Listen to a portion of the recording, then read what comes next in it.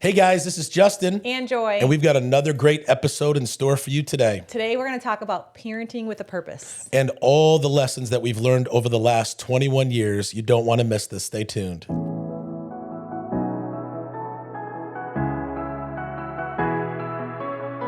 It's real, raw, and uncut. Like there is no sugarcoating. We're real about it. If you're real people, message us.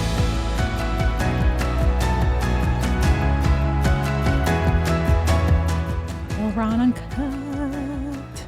What's up, everybody? This is Justin. And Joy. And welcome back to another episode of the Real Raw and Uncut podcast. I hope you're doing great. We're super excited to be with you here again today.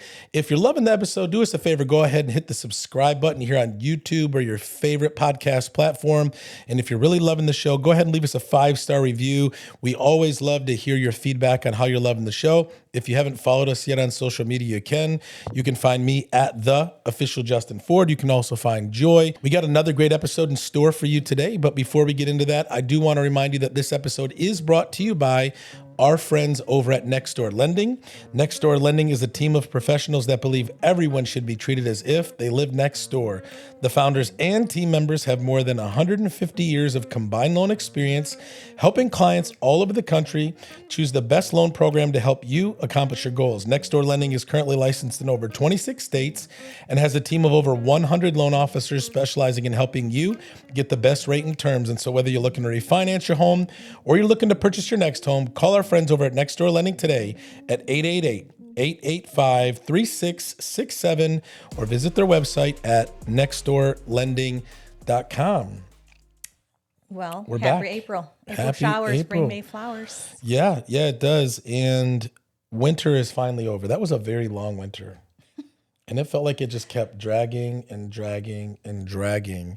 And it's like that here in Michigan. It's, it's very up and down. And, I always say I love winter through the holidays, but give me spring January 1st. If we can go right into spring January 1st, I'm good. Well, you're in the wrong state for that. So I know. We have to move We always to talk that. about that. We always say, why are we here? But anyways, it's spring. That means things are, going to be fresh and new growth and new Blooming. seasons. And yeah. No, I'm excited about that. Love spring. Yeah. Even in the rain. It doesn't matter. I love the rain. Well, rain is better than snow. Yeah. Definitely. We appreciate the rain a lot more once spring comes around. April showers bring May flowers. I know. I can't wait. Yeah. Flowers on the way soon. Yes. Well, cool. We're going to talk about today parenting with purpose. Yes. Often we get questions because, I would say we're pretty young when you think about the ages of our kids. Mm-hmm. I'm 43. Joy just turned 42. We have a 25-year-old. We have a 22-year-old. We have a 19-year-old. And we have a 12-year-old. And there's a lot of people who are our age that just have kids that are in their, adolescent years still, like elementary school, maybe, going into middle school. And we've got like grandkids, which is crazy. We're hanging with our adult kids. Yeah. And so it's like, we want to talk about, how to parent with purpose, because not just how to parent with purpose, but also when you have multiple kids, we have 4, your parenting style with each of your kids is probably going to look a little bit different because your kids are different. Mm-hmm. And we've learned a lot along the way. And, we want to talk about that today. And so, we actually wrote some questions down that we normally get asked. And so we wanted to talk about those because we know that many of the listeners here on the show are parents or plan to be parents. And so hopefully, this episode encourages you as a parent, or if you want to be a parent, because I'll say this, there's no handbook on parenting. No. It's very, parenting is not easy, and Right. I think it's the parent's goal always to get it right. And sometimes we don't get it right. And what does getting it right look like? Well, exactly. Everybody's different. And when, your kids get older and they start making poor decisions, or they're struggling in school, or they're, picking the wrong friends, Right. or, just making, poor decisions, it's easy to take that personal, like it's your fault, like it's my fault that this is happening or that's Right. happening. And so we want to talk about that today. And so the first question that we wrote down, Joy, is how do you parent with purpose instead of just reacting day to day? Well, especially when the kids were little, my goal was to raise leaders and young people, my children, who love God, respect others, and work hard. Yeah. I mean, that is just my goal. And being home Say with that them. again. My goal as a mom, raising my children when they were little, and even till now, is to teach them how to love God, Yep. First and respect foremost. others, Yeah. and work hard. Yeah. And I really think that those three really sum up a lot, right? Like love God first and foremost. We've taught our kids that, since they were born. What that looks like, What that looks like. what they're speaking out of their mouth. But also like showing them, not just telling them. Right. Because I know there's a lot of parents, and there's no this is not like no shame towards you, but a lot of parents, they send their kids to to church or to what is it called, Sunday school or youth group, but they're not living it, Right. and your kids will see that, right? Like if you're trying to teach your kids to live a certain way, for the Lord, but you're not, you're the greatest example, Right. So to be able to teach them to love God, yes, you can teach, but you also have to show them what that looks like. Right. And then you said to be respectable. Respect others. Yeah, respect others, not just, adults, but also their friends and their peers. Yep. Yeah. And and work hard. comes handed to us. We work very hard. Yep. I think I had my first job at 14 years old at a Mexican restaurant, hosting and making pennies, and I had to walk to work down the street in different heights. Yeah. And so, Yeah, and my first job was when I was 12 as well. I was 12, you were 14. I was a caddy at a golf course. And so how long did you do that? I think it was just for the summer. Okay. Yeah. At 12 years old. Yeah, like 12. So love like that. Judah's age. Yep. How do you parent with purpose instead of just reacting day to day? So you have to look at the big picture. I know it's easy to react day to day because there might be something always going on day to day. And you have to learn that. I think I've learned this more with Judah, who's our youngest. He's 12, than I did, let's say, with Angelina, who's 25, and Amelia, that's 22. I feel like I did parent reacting day to day because I would always look at maybe what they weren't doing right or what I expected them to do. Right. And would kind of like parent that way, always reacting. Whereas now I realize that it's a formation process. And I think one of the things that I struggled with was worrying that maybe they would turn out bad or make bad decisions or go down the things path we did. Yeah. Yes. And so I was always parenting out of fear. Out of fear. I was just going to say that. And so I would always discipline. And now that, 3 out of the 4 kids are adults and they've all turned out great, I realized that, God's in control. Always knew that, but ultimately. And there comes a point in life, because we were young parents, is that we were still young, and maturity has happened, and we've matured throughout the years. And so we've realized that, Yeah. No, absolutely. not to react. Yeah. So the next question is, how do you raise respectful, grounded kids in today's culture? And I think it goes along with that is it's teaching them principles. Right. It's, for instance, like with Judah, one of the things that every time I drop him off on Thursday mornings, he always holds the door for whoever, like when he's walking up to the door, if there's anybody coming behind him, he holds the door open for them. I taught him that, right?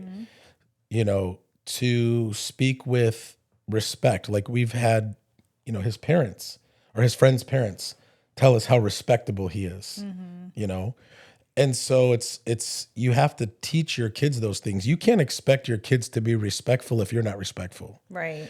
You can't teach your kids to do something that you're not going to teach them or show them. And so I think one of the ways that we do that is we have to show them. Yeah. We have to teach them, because you go to schools today, like you got kids beating up their teachers. You got kids talking to the teachers any which way. So many kids have no respect today. And when you think back in the day, like not just when we were kids, but like our parents were kids, like that would never happen. Like you would never disrespect an adult or you'd be whooped. I think Well, parents, not every household was whipped, but no, pretty much. Back in the day, everybody whipped. yeah, maybe you're right. Yeah, even the nuns. Oh, they got paddled in school. Like when our parents were kids, my dad said he used to get whacked. On his hand with something. No, on his butt. They used to okay. let you spank people. That's wild. That is wild. But see, again, you start taking a lot of that stuff away, and then kids have, no respect, no boundaries, they're rebellious. And today's culture, I believe you have to be intentional. Yeah. I think a big thing with that is serving people. Learning to serve people and doing that is, like we've had our kids go on a missions trip and see different parts and how people live. And just seeing that whole different side of life is not always amazing. And some people have, different lives and they don't have it all that they have. And there's just really getting down to how can we serve people and what does that look like? And and obviously not everybody can take their kids on a missions trip or into other places, but you can go serve. Like in the city, like we, we did with the Detroit. Yeah, go. Especially if you're well off or well to do, or you've got good means financially and you live a good life. Your kids need to see that that's not everybody. Yeah, and it's not about, and it's not just the money and that you're investing into certain, organizations, certain things, but it's our time. It's like, we took time to go take our kids to go serve at Grace Centers of Hope and serve the food there. And knowing that I came from there. Like I always say, hey guys, like I came through this program and I was one of these people. That you're serving. Yeah. Next question. What does godly parenting actually look like in real life, not just on Sundays, like for church? I like that question. Go ahead and answer it. Godly parenting is actually, for one, it's waking up and asking the Lord to give us eyes and ears and hands for Him. Yeah. And teaching our kids, I keep going back to just serving people. And that's, to me, that's the way that I have taught the kids is, serving people. How can we help meet someone's need? How can we brighten someone's day, make a smile on someone's face? Could we bring them as a gift to, be the hands and feet of Jesus? Yeah. And that's not just Sundays. Yeah. One of the other things that I remember that I think had a big impact on our kids was when they were all very little and they had a bedtime, was having them all come into our room and we would like read a Bible verse together or we would pray together. And, and still even now, like Judah's 12, about to be 13, and he calls it tucking. Hey, can you tuck me in? But it's really, hey, can you come pray with me before I go to bed? And it's become such a habit, over the years that, we pray with our kids, every night before they go to bed, or we did when the other three were younger. And it's just, God has to be at the center of your life in order for your kids to see it and know that it's a part of who, like it's not a part, it is who we are. Like even Judah, like I have Judah pray for me all the time and his prayers are so powerful. Like he doesn't just as a 12-year-old just pray, God bless my dad and be with him today in Jesus' name. Like he actually goes into a full out prayer of, really praying specific things. And it's like, how does he know what to pray? By seeing us pray. How does he know, what to say is because he hears us saying it. It's not just like a religious act. It's a part of who we are. And so I feel like parenting, from a godly perspective needs to be a part of everything that you do, not just on Sundays. Does that make sense? Yep. Okay. How do you balance discipline with love and grace? Because both of these are so important. Because I feel like you've been the grace and I've been the discipline. Well, you've been the love and the grace and I've been the discipline, but I think it's definitely changed. Yeah, I just feel like but like early on, you always used to say you rule these kids like it's boot camp. And they're not in boot camp. And I'm like, no, I'm just disciplining them to do what they're supposed to do. Right. And you used to call me a boot camp instructor. Now I go to boot camp and I like it. Yeah, but it was because and I think this is not all moms. Our roles at the time. I don't know. Do you feel like the roles have changed a little or not really? I think there's usually in most marriages, in most homes, there's a disciplinary and there's someone who's like the mercy and grace person. Yeah. I would say it's primarily the mom, but in some houses it's not. Like the dad is that and the mom is the boot camp instructor. Yeah. But I think there needs to be that balance. But I also believe,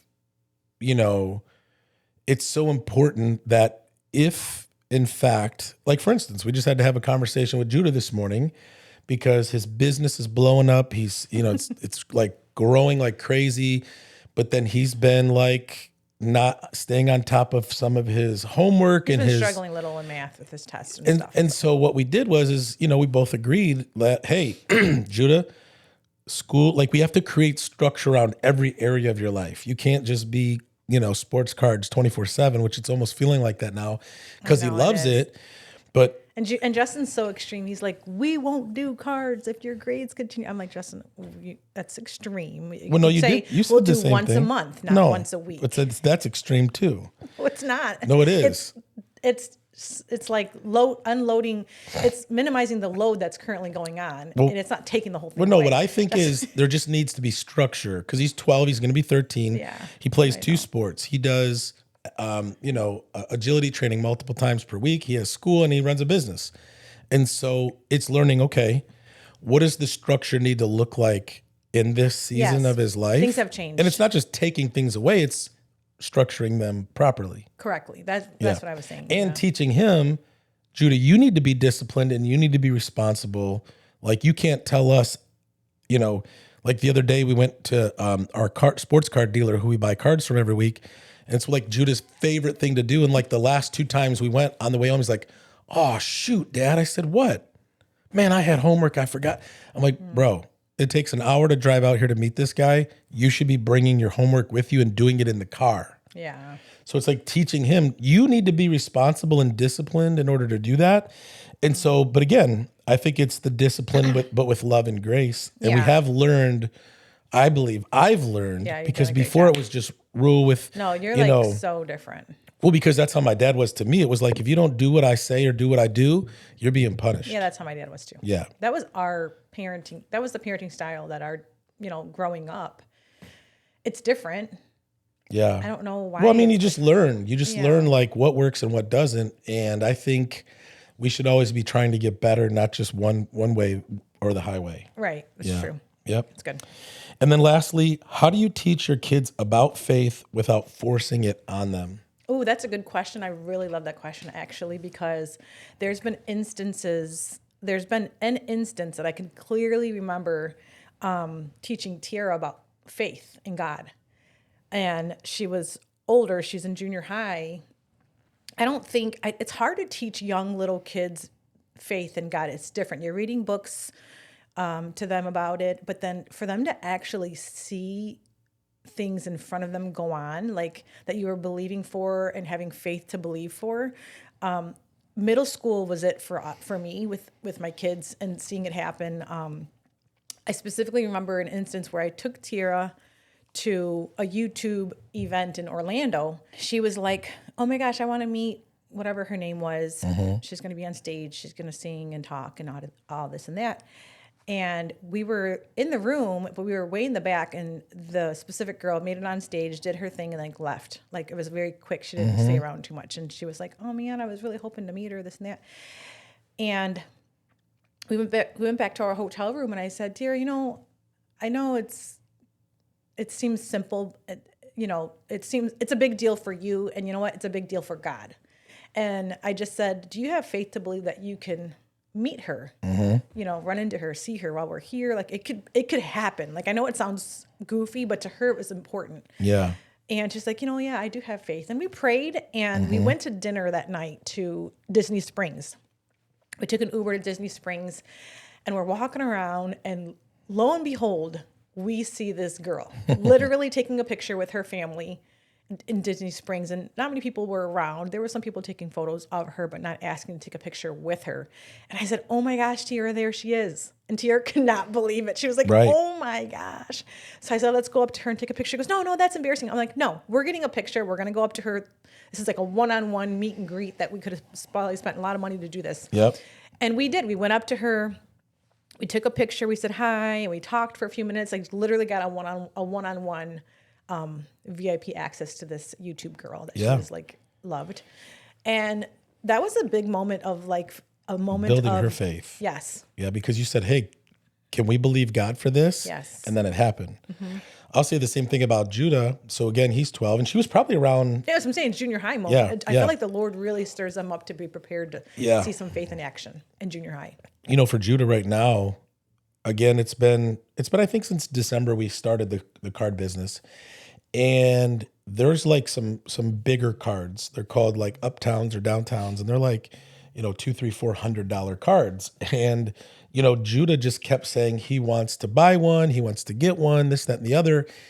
And I just kept telling him, I'm like, just trust me and wait, and in God's timing, you'll be able to, get these cards. And that we'll just trust God with this business. And I remember even the first time, we did his like first couple shows where like nobody showed up. He was so discouraged. And I just told him, let's just trust God and we'll just keep doing our part, but we're going to trust God. Showing up. And here we are several months later, and his business has absolutely like Tripled. Exploded. Yeah.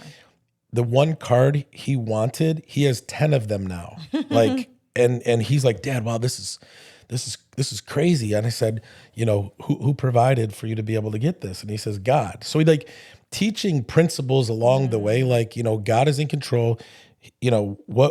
What we do matters to him. And if we partner with him in faith, he opens up opportunities. Yeah. And if we continue to do our part, Yeah. work hard, show up, be consistent, and continue to trust God, it always ends up working out in the way that the Lord has. And by demonstrating that, now, my whole focus with Judah now that he's 12 is teaching him and preparing him to have his own relationship with God. What does it look like to have faith? What does it look like to pray? What does it look like to include God in what it is that you're doing? And then now God's showing Judah that he's real. He's showing Judah that he matters and that he cares about what Judah's doing. So that naturally is going to cause Judah to grow in his faith and his relationship with God. Same thing it did with Tiara. Now she's 19 and on fire for the Lord, loves the Lord, and is just trusting God for all the things in her life. So it's good. Yeah.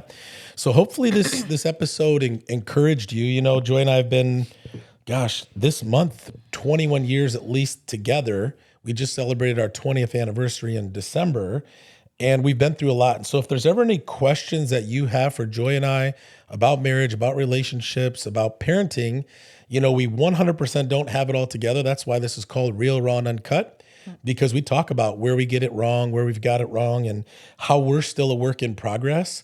And so feel free to, reach out to us, shoot us a DM, find us on social media. You can email us, justin@justinfordteam.com, joy@justinfordteam.com. We'd love to hear from you and include your question and maybe even create an episode around, what it is that you reach out to us about. Any final words? I was thinking on the way here that it's, like you said, 21 years since you and I met, since we're in April. Yeah. Because we met April something 5th. I don't remember. Or 8th. 8th, I think, was my first day at work. Yeah. And I just think it's so crazy how much time has flown and how much we've been through.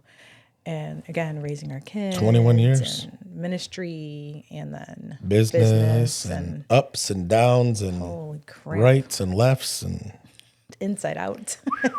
Crazy. The final words are keep going. Keep going. Absolutely. That's a good one. Well, guys, if you're loving the show, do us a favor. Hit the subscribe button here on YouTube or your favorite podcast platform. Feel free to leave us a 5-star review. We love to hear from you. You can find us on really any podcast platform. Again, you can follow us and find us on social media at The Official Justin Ford. You can also find Joy. And again, we just love to hear from you. So feel free to reach out. And there's 2 things that we always like to leave you with. But before I say that I want to remind you that this episode is brought to you by our friends over at Next Door Lending. Next Door Lending is just not the official partner or sponsor of the show. This is our mortgage partner lender for our real estate team, the Justin Ford Real Estate Team. This is who we entrust all of our buyers with. They have a perfect 5-star rating, for reviews, an A+ Better Business Bureau rating. And so if you are looking this year to purchase a home and hopefully, get pre-approved, call our friends over at Next Door Lending. If you are a homeowner looking to refinance and maybe take some cash out, call our friends over at Next Door Lending. And if you are a real estate agent looking for a great mortgage partner, call our friends over at Next Door Lending today at 888 885-3667, or visit their website at nextdoorlending.com. Now, the two things that we always like to leave you with. Number one, it's not how you start. What matters is how you finish. And number two, with God, all things are possible. God bless you guys. Thanks for tuning in, and we'll see you on the next one.